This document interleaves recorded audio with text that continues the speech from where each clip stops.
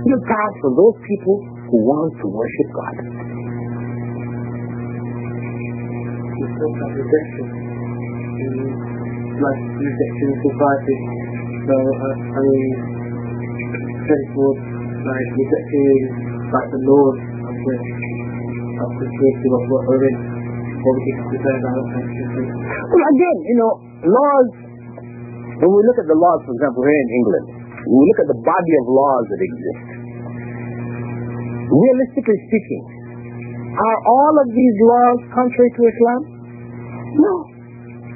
Probably about 80% of the laws are right in line with Islam. If you have Islamic State, they're going to be using similar laws. Because the laws either came from the Old Testament, the Ten Commandments, or they're laws which evolved out of what they call fitrah. A person naturally feels and understands this is wrong, this is right. So laws evolved in that fashion. But most of the laws, probably about 80% of them, are acceptable. There's some laws which are not acceptable. Laws which says you cannot marry your cousin. This is against Islamic law. Islam says you can marry your cousin. So as Muslim, you don't have to obey that law. You can marry your cousin. Right? So where these laws contradict Islamic law, you're not obliged to obey the law. But where the law is a reasonable law, don't cross on the red, reasonable law. Islamic society, they got the same thing happening there. I mean, why are you going to obey it over there in the country? You won't obey it here. I mean, you see, we just cannot go into just total rejection kind of thing. Anything which is from this society, I reject. No.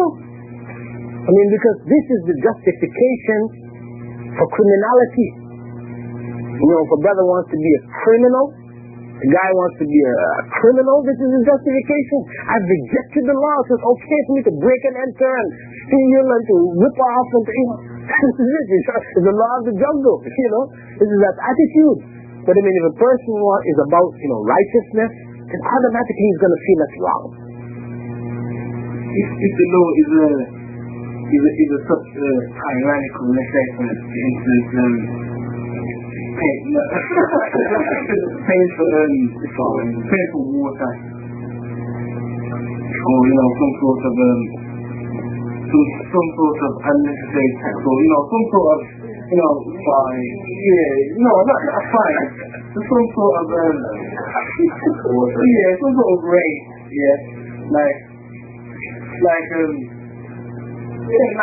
not the water rate, for instance. And if someone wasn't to pay that, would there be any Islamically?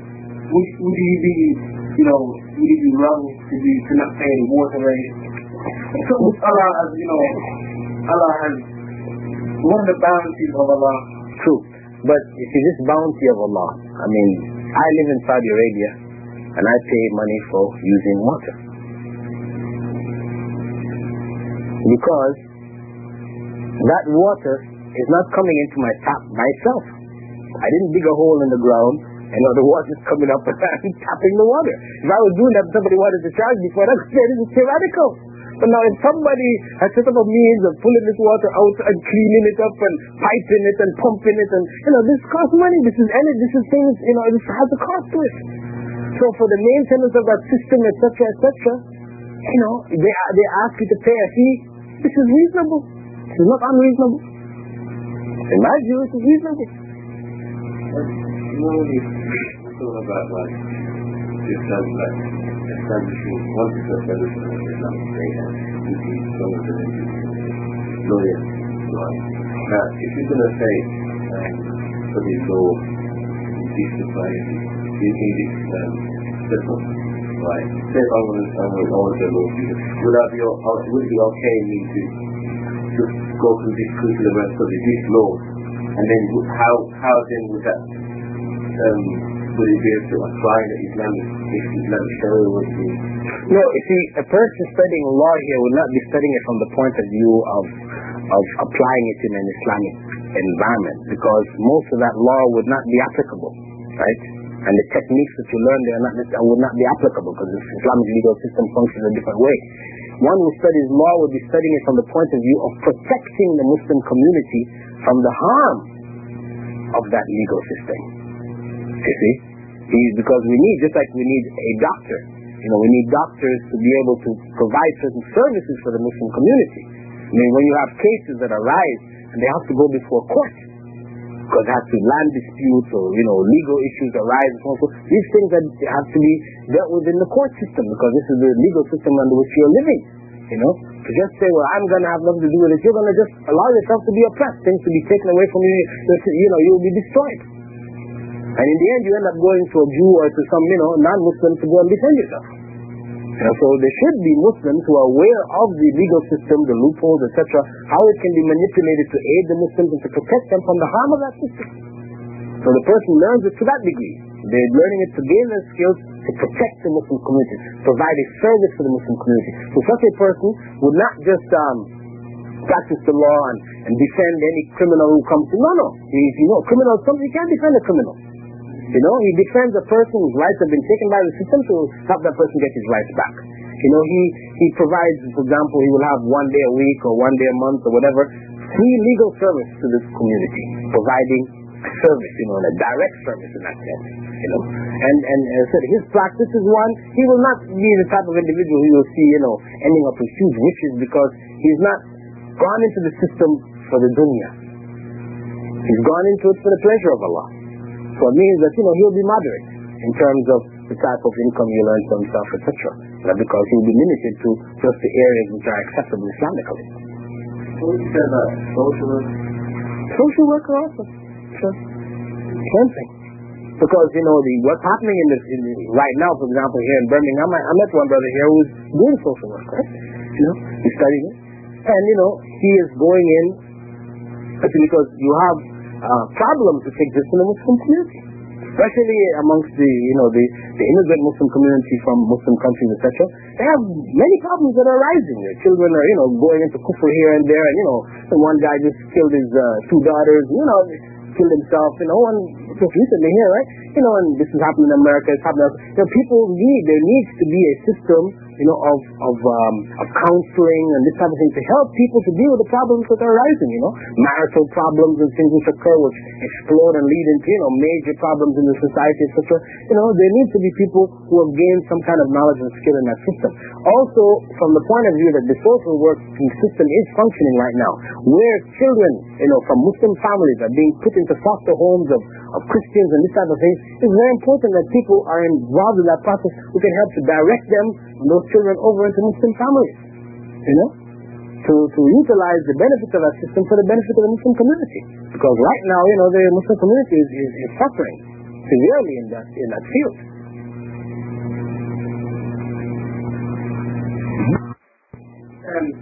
To deviate from the main, you said the Prophet Muhammad sallallahu alaihi wasallam said, clip the nails. How did they clip the nails back in the day? Did they have scissors? Well, scissors are not something which is new actually. They found scissors amongst the Egyptians, ancient Egyptians, right? So it's not something new per se. But actually the term used in Arabic is how did they clip the hair? It may have been, whatever technique they use is different from shaving, right? It's different from shaving. The cutting of the hair, then they have used like a comb and then a knife, a sharp knife, and just cut off the extra hair that was above the comb, And for the clipping of the nails, the cutting really, it's really cutting the nail. It was, we think of clipping as something that makes a clip, like a clipper, right? They, of course, they didn't have that then, the clipper that we know of, right? But they had scissors, and you could use a knife. People will use a very sharp knife. You can cut your fingernails using a sharp knife. But it's not to say that because they only use a sharp knife in those days to cut the nails, it's haram now to buy a clipper and clip your nails. No. It's again going to another extreme, right? Technology here we're not Islamically not obliged to give up technology because of the fact that it wasn't used by Prophet Muhammad sallallahu alaihi wasallam. So whatever fulfills that purpose, right? We look at Prophet asked us to do something. Whatever means that we use to do that, to end up with that same end result, as long as it's within halal, it is acceptable. And technology will improve different ways and means of doing these things. I was thinking of it, just they could spend a couple months in the country and then they come to realize how they used to live in those days because a lot of these things they don't have. You'll be surprised, you know what I mean, how you get around them, you know. Because when I was a kid, I didn't know about clippers, I didn't know about, you know what I mean, scissors, comb, yes. I mean, but it's automatic scissors, you want a scissors just and pull one, you know what I mean? That's just someone for a barber or something, or a store, or a woman that sews, you have scissors. Not a common thing, and you just get by without having those things. You know, so going back to the there ways of you know, surviving. And it's probably better than what we have today now. You know, we take everything for granted and we can't do without it. We get in that frame of mind, you know. That's why Islam, I think, is getting weak. You know, I mean, people just sit back and just accept everything what's going on because they're not willing to make the effort. So I wouldn't say go back, but appreciate what they have. You know, they're always looking for something simple, something to make them generally more aware or below, if you know what I mean. But the idea of simplicity, though, you see, it was noted that the Prophet Muhammad, whenever he was given the choice between two things, both of which were halal, he would take the easier one. Okay, this was the way of the Prophet. So there's nothing wrong with us developing or using simple ways of fulfilling some of our needs. There's nothing wrong with that, really. You know, I mean, what we need is really to establish our Islam, you know, to apply it. Yes, to apply it. And I mean, we will use from the society what is useful and what is harmful, and not, you know, we need that, you know. That's the question that's what is kind of different. Mortgages. Would that be correct? Yeah, mortgage. Yes, and in my view, brother, you know, based on the clear prohibitions in the Quran, you know, and the Sunnah concerning dealings with interest, the mortgage system as we know it now, you see, there is a way within Islamic banking to do mortgages, which would be acceptable Islamically. But where there is no Islamic banking, for one to go into the existing system and then enter into an interest deal where you sign and pay interest, no, this would be haram, unless your life or your limb is threatened. You see, if you have no means of putting a roof over your head, this is the only way which remains for you. You cannot rent a place, whatever, you know, this is all that is left for you. And this is not really the case. But if that's such a circumstance arose, then you would be allowed to deal in interest to that degree, just to the degree of providing for that particular need. If your workplace is so far away, it's the only job you have to feed your family, and you have to drive to get there, that's the only way to do it. And to drive, you must have car insurance. Then given that circumstance, you have no other choice than to feed your family, etc. So you pay the insurance to that degree. But you don't say, well, because I have to pay this insurance for the car, I may as well, you know, get the mortgage on the house and, you know, to go to the bank and, you know, the user is now is open door to do everything else. No. Whatever within this system, you know, we may be permitted to do some of the prohibited things within the system just to the degree that it is necessary to fulfill a basic need that we must have fulfilled. So if you've already got the house and you've already paid the mortgage, what do you do then? Do you sell the house? Or? Well, if it's possible to sell the house and get out of the mortgage, then that's best. If it's only a little bit remaining, you accept you came into Islam, for example, or you came to that realization, you know, then, you know, you may borrow money, whatever, from Muslims and pay off the thing and just finish the thing and carry on from there. You know, it depends on your situation. But if you have, you know, still, you know, you have 10 more years of paying of the interest, and you know it's haram for you to just sit on that, it will be haram for yourself. Better for you to sell it off, get the money, and, you know, try to reinvest it some other way to provide that need for yourself. And I know there has been fatwas given which make the allowance for mortgage in these circumstances, you know, just a general allowance given because you're not in an Islamic country, you can. But you see, we have to be very careful of these things because, you see, when we have a clear prohibition by Allah and His Messenger, you know, and then we have a person coming to you giving you all these logical arguments, You see, you have to be very careful if you're going to leave what is clear and obvious to you, obviously prohibited, and go with what, suits your desires, from logic. You have to be very careful. There's a problem with money in England. I mean, if you can't produce a bank, and that means you still have in your hand. No. Rely on interest. No, but you see, if you put it in a checking account, you are not receiving interest. They don't give you interest. Savings accounts give you interest. But a checking account doesn't give you interest. The money is there, you can use checks to get your money out. It's just a means of holding your money for you. I mean, of course, this is still, Islamically speaking, it is only acceptable because you have no other place to put your money. Because even putting your money in the bank is helping the bank. And Islamically speaking, you shouldn't be helping a prohibited system. However, we can say that is a minimum, that you can do because to leave your money in your house, people, may break in your home and, this will create greater problems for you. You do that lesser evil, which is putting your money in the bank and not taking interest, as a means of, protecting your family in that sense. Trying to get some banks up giving accounts with interest as well. But be careful what you offer if you're going to take out from your account. Some checking accounts also with interest also. So you have to be specific when you go to see them. You can do what you want. If you go to a small fee for handling your money on the account that you want. But on the other one, if you have so much money, you get that type interest on it, you don't want that. And what he's saying, I've got no other way. With my work, they pay directly to a banking account.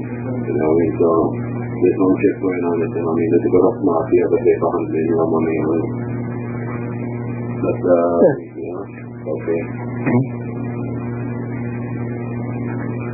From that, you don't have that much money in here anyway. So they don't give them a chance to work on it, Are there any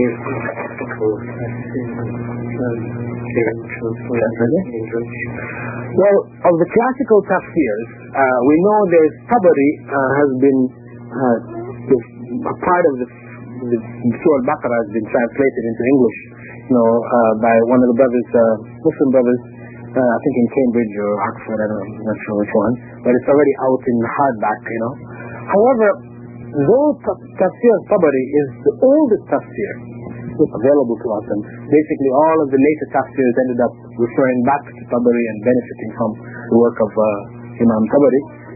At the same time, Imam Tabari's methodology for tafsir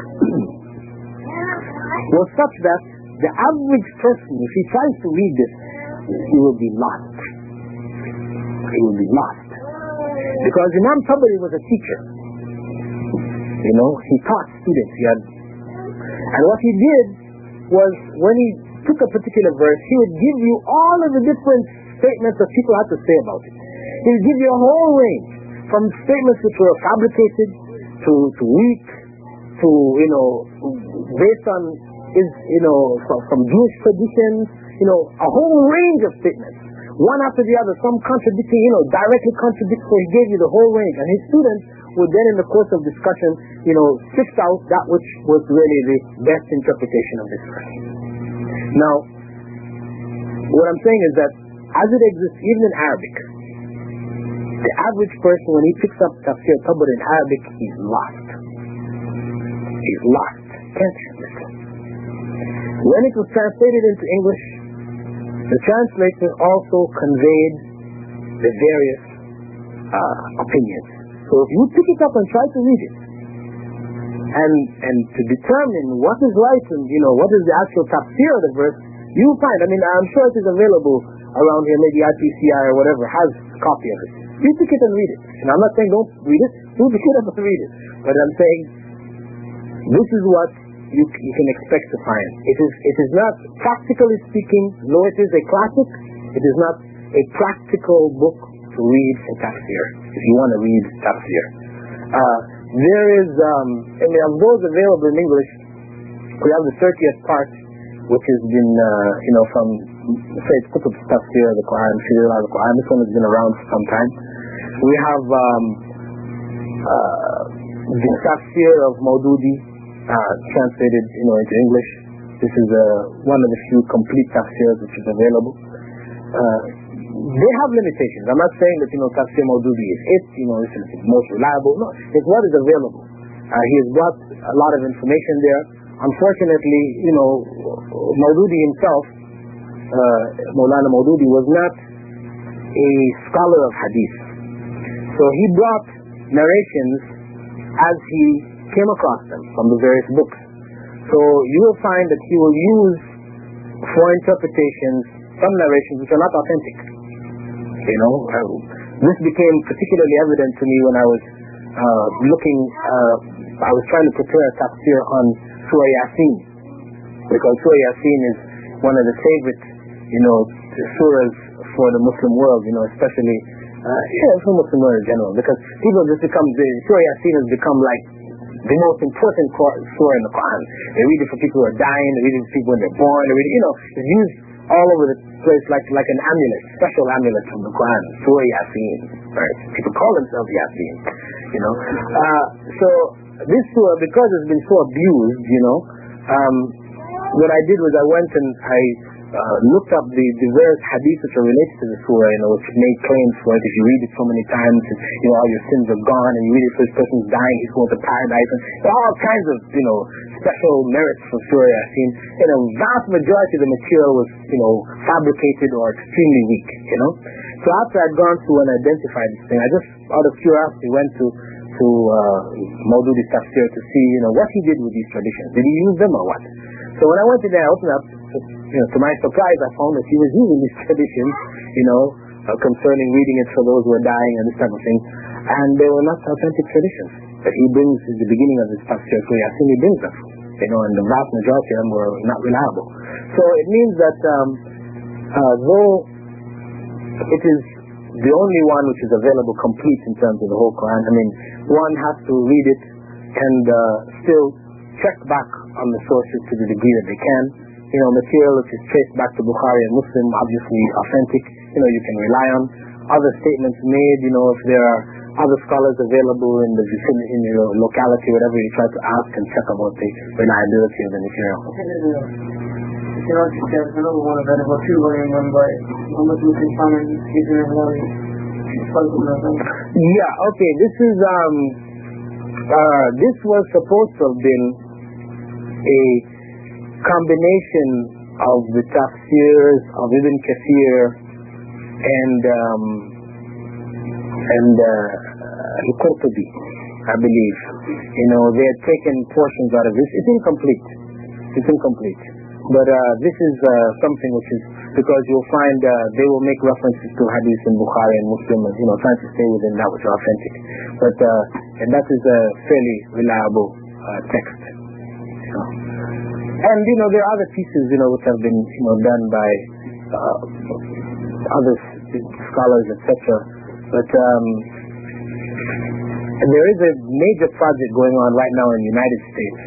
One brother, Egyptian scholar by the name of Ahmed Zaki, he has got a Quran project on where he and a group of people are in the process of trying to make a tafsir of the Quran based on the classics, Tabari and Qurtubi and Ibn Kathir and others. They're preparing one now. It's a major project going on, which is, full-time project. So hopefully in the not too distant future something, will come out in that field, which is maybe more reliable than what is available today.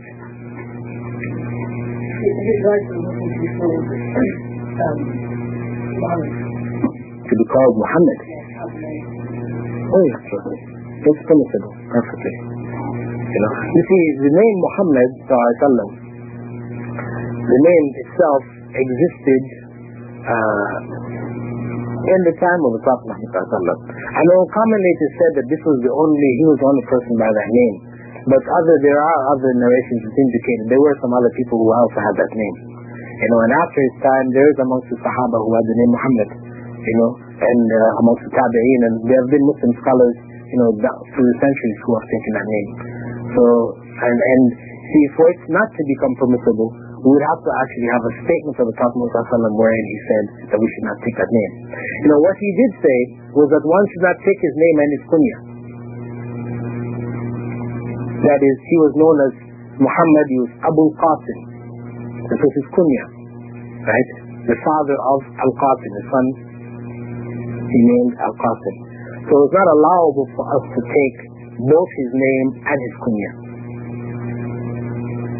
But to take his kunya without his name, to take his name without his kunya, perfectly okay. And what's the ruling on people who talk about the spiritual aspect of Islam? This is very spiritual things, and very precious when you look on Tawheed book. And there's many people that say, it's got some good parts, some bad things. It's not right from some people that come and say that it is not. And they don't understand the spiritual aspect of Islam. They don't know they're talking about peace and joy and praise and people up with there is a text on their own Well, see, the spiritual aspect of Islam is very important. Islam, because we as human beings are both spiritual and material, we cannot say that we put all our efforts into that which relates to our material world and we neglect the spiritual aspect, because in fact the spiritual aspect ultimately becomes even the greater and more important aspect. Our physical body goes away, the spirit lives on, right? So that which develops the spirit and helps the spirit to grow and to improve, etc., is very, very important. Whenever people give full consideration to that and neglect the material aspect, they deviate. Whenever they give full importance to the material aspect and neglect the spiritual, they deviate. That whatever of Islam, for it to be correct, it must have both aspects to it. That this is that middle path where everything is combined. Islam it has both aspects to it. That's how we should approach our Islam.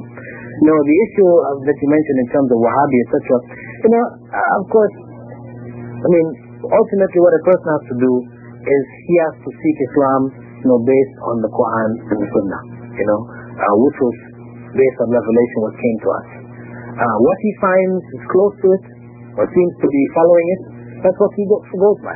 What he finds does not seem to be following it, he avoids.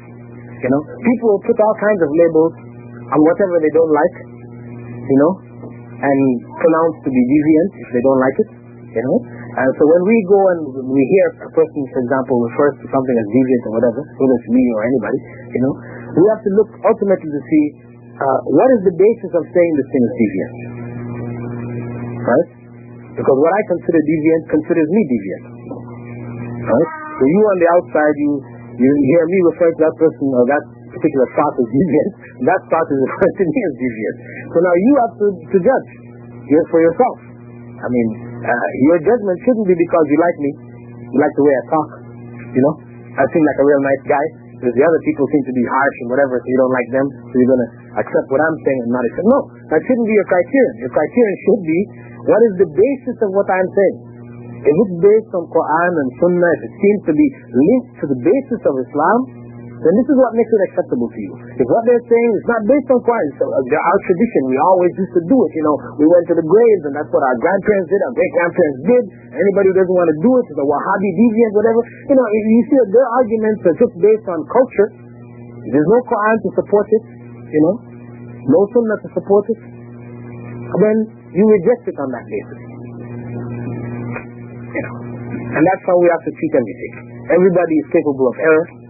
No matter how hard a person may study, how much knowledge he may gather, whatever, he still is capable of making error. So you don't accept whatever anybody says just because they said so, because he is so-and-so, is giving this title or whatever. It's always you have to go back and try to refer it as much as possible to Quran and Sunnah, to the early scholars of Islam, and try to determine as best as you can what is correct, and avoid what is not correct. And because a person may make an error in a particular thing, again, we shouldn't necessarily reject that person because he said this position, I